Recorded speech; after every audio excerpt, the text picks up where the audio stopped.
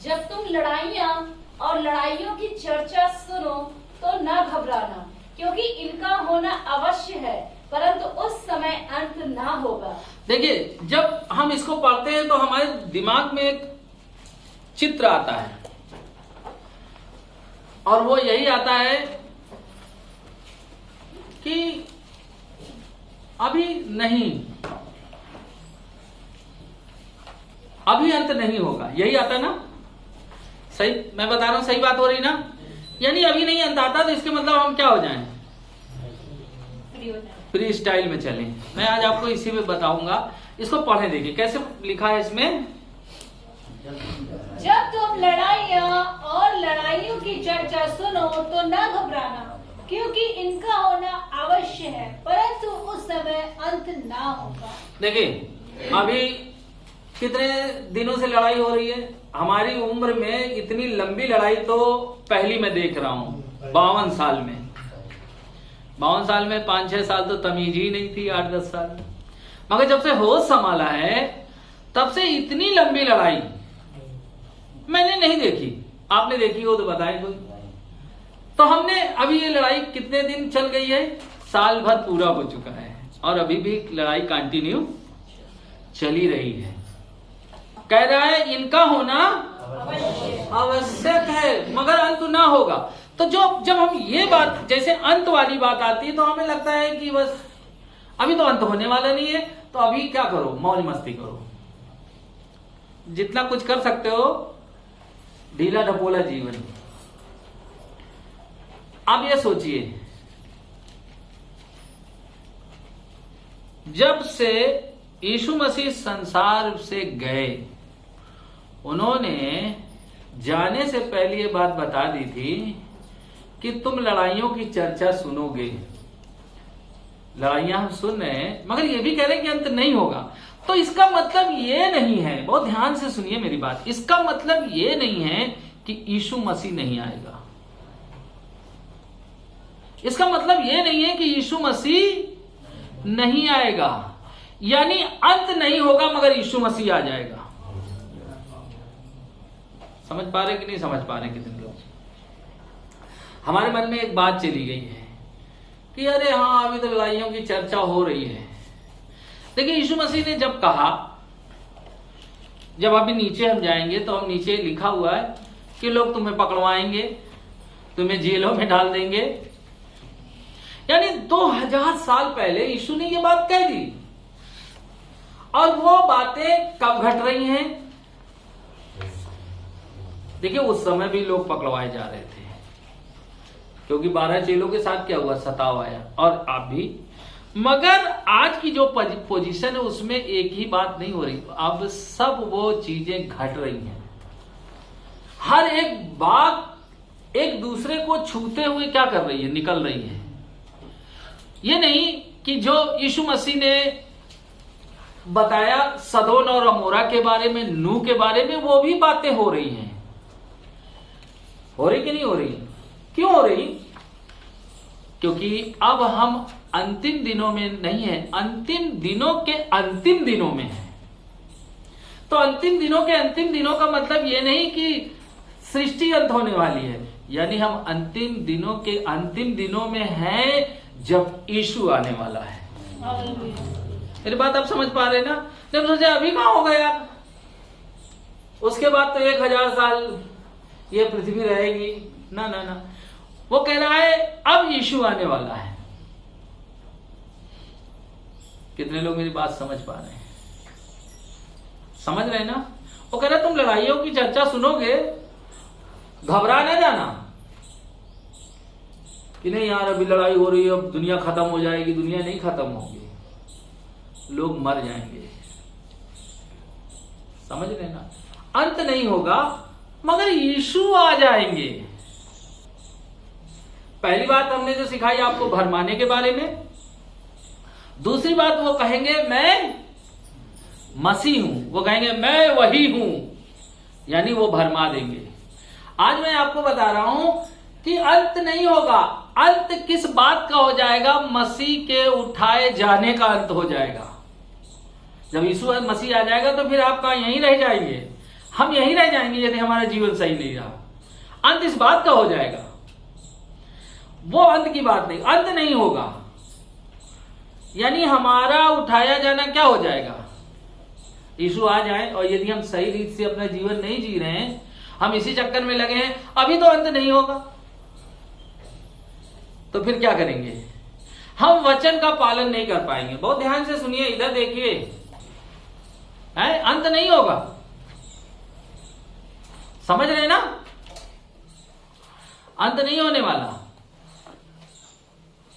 फिर अगला वचन, क्योंकि जाति पर जाति और राज्य पर राज चढ़ाई करेगा, हर कहीं भूकंप होंगे और अकाल पड़ेंगे, यह तो पीड़ाओं का आरंभ ही होगा। कह रहे हैं हर जगह क्या पड़ेंगे?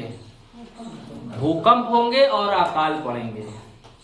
देखिए अकाल की कल्पना आप कैसे करते? अकाल का मतलब है, हम अकाल को जो हमारी सोच में, हमारी मेमोरी में जो फिट है कि जब अकाल का मतलब है कुछ होगा नहीं, यही है ना, यही दिमाग में रहता फिट ना। मगर जैसे अभी गेहूं हुआ, गेहूं कटा और ओले पड़ गए, गेहूं की हालत क्या हो गई? यानी फसल खराब हो गई। अकाल का मतलब है घटी हो जाना। आज पूरे वर्ल्ड में खाने की चीजों की क्या हो रही है? घटी हो रही। अकाल कहीं नहीं आ रहा, अकाल पड़ गया है। मेरी बात समझ पा रहे ना? यानी अकाल होगा। और भूकंप तो आप रोज आजकल जानते हो, मीडिया, न्यूज चैनल है, तमाम सोशल मीडिया है, आपको पता चल जाता है। 8 फिर पढ़ें, 8 को पढ़ें और थोड़ा समझें इसको। क्या कह रहा है परमेश्वर का वचन? क्योंकि जाति पर जाति, कह रहा है जाति पे जाति। आज देखिए, पहले इतनी ज्यादा जाति को लेके पंगा नहीं था, मगर आज जाति पे जाति क्या कर रही है? एक ही देश में, ये अपने ही भारत देश की नहीं बात कर रही, एक जाति दूसरी जाति से क्या रख रही? बैर। जाति जाति पर क्या करेगी? चढ़ाई करेगी। हर व्यक्ति अपनी जाति और धर्म का डंका क्या करेगा? पीटेगा। लड़ाइयां होंगी। समझ पा रहे ना? ये पूरे संसार की स्थिति है कि जाति जाति पर और राज्य राज्य पर। अब एक राज्य दूसरे राज्य पर क्या कर दे रहा है? चढ़ाई किए हुए है ना। ऐसे आप अपने भारत देश में देख लें तो कई राज्य ऐसे हैं जो भारत देश के जो मेन गवर्नमेंट है उसके विरोध में है। यानी राज्य दूसरे राज्य पर क्या कर रहा है? जैसे अभी यूपी के लोग मुंबई में गए तो मुंबई वालों ने यूपी वालों को मार मार के भगाया, बहुत मारा।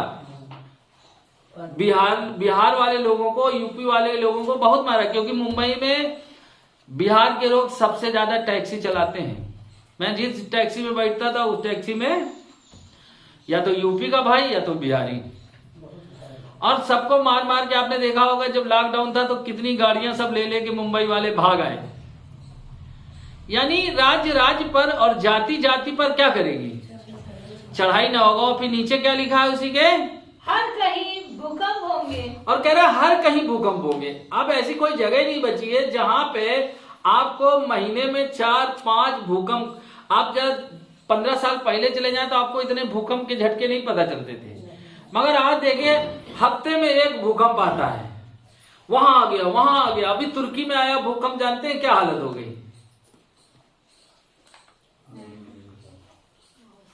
फिर आगे, और अकाल पड़ेंगे।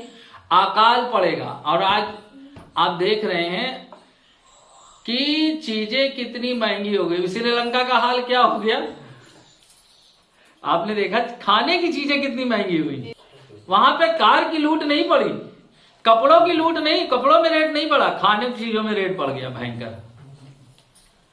पाकिस्तान, आप सोचिए अकाल पड़ेगा। अकाल का मतलब है घटी। उस घटी से आज जो है, अभी मान लीजिए टमाटर बहुत हो जाए खेतों में तो मार्केट में उसकी क्या वैल्यू होती है? 5 रुपए किलो, 4 रुपए। मगर यदि 10 ही कुंटल हो तो 200 रुपए किलो टमाटर। यानी जैसे घटी होगी वैसे ही रेट क्या करेगा? बढ़ जाएगा। आज लोग सोच रहे हैं महंगाई आ गई, महंगाई आ गई। महंगाई नहीं आ गई है, घटी आ गई है। चीजें हो नहीं रही हैं। खाने वाले 100 लोग हैं। यदि 100 ग्राम खाने वाले 100 लोग हैं और उसमें 50 ही आपको मिल रहा है, मतलब 10 केजी ना मिलके आपको मिल रहा है 5 लीटर, तो क्या 100 लोगों में घटी ना आ जाएगी? यदि 4 रोटी खाते हैं और आपको 1 रोटी मिले तो क्या आपके यहां घटी नहीं आ गई है? अब उसमें क्या होगा? जो पैसे वाले हैं वो तो महंगा से महंगा खरीद लेंगे, मगर जो गरीब आदमी है वो बेचारा 1 रोटी भी नहीं खा पाएगा।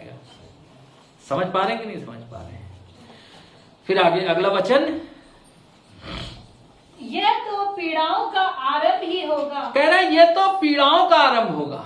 ये जो संकट आप देख रहे हैं ये शुरुआत है। ये क्या है? शुरुआत है। देखिए आप ये सोचें, अरे नहीं यार ऐसा हो रहा है, हम तो सब कुछ कर ले जाएंगे, हमारे पास बहुत पैसा है, हम बहुत मेहनती। मैं आज आपको बता दूं, नहीं कर पाएंगे वही लोग बच पाएंगे जो परमेश्वर के साथ सही रीति से चल रहे हैं।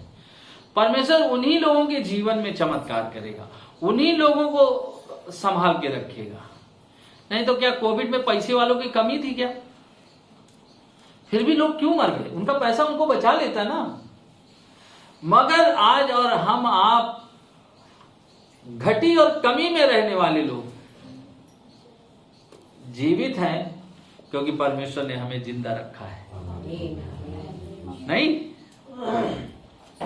बहुत लोग तो घर से ही नहीं निकल रहे थे, मगर आप काम करने भी जा रहे थे। नहीं जा रहे थे क्या? कि बैठे थे 2 साल बैठे रहे घर में, सरकार नहीं जाने दे रही थी फिर भी जाना पड़ रहा था, क्योंकि घर का खर्चा क्या करना है? बच्चे दूध कहां से पिएंगे, राशन कहां से आएगा, बिजली का बिल कहां से जमा किया जाएगा? नहीं सही है कि नहीं? और लोग कहीं छूना नहीं मास्क लगाए रहो। मैं आपको बता दूं, हम यदि आज आशीषित हैं, हमारा थोड़ा सा धन हमारे लिए आशीष का कारण बना, क्योंकि हम परमेश्वर के साथ पवित्रता से चलते हैं। नहीं, आप ये सोच के कल्पना करें कि जिसको कोविड हो जाता था तो कितनी दूर से उसको सामान दिया जा रहा था, हॉस्पिटल में कितनी दूर से दिया जा रहा था, ऐसे लगा के रखते थे, घर वाले नहीं छू रहे थे। उनका थाली कटोरी गिलास सब रखा रहता था, वो खुद खाते थे, खुद धोते थे, फिर धीरे से सरकार, फिर उसके ऊपर से सैनिटाइजर मार के फिर धुला जा रहा है। मगर एक व्यक्ति एक ही टिफिन में खाना खा रहा है, उसे कोविड नहीं हो रहा है, मगर सामने वाले की जांच में कोविड निकल रहा है। अंतिम दिनों में यदि कौन बचेगा? जो परमेश्वर के वचन के अनुसार जीवन जिएगा। बहुत ध्यान से, इस समय हमें जो फोकस करना है वो परमेश्वर के वचन पे फोकस करना है। और यदि आप चाहते हैं कि अपने जीवन में कुछ अद्भुत कर जाएं तो उसकी खोज करना चालू करें। और खोज करने में क्या करना होगा? 3 चीजों को करना पड़ेगा। एक, पहली बात समय, दूसरा अपना धन, और तीसरा अपना तन।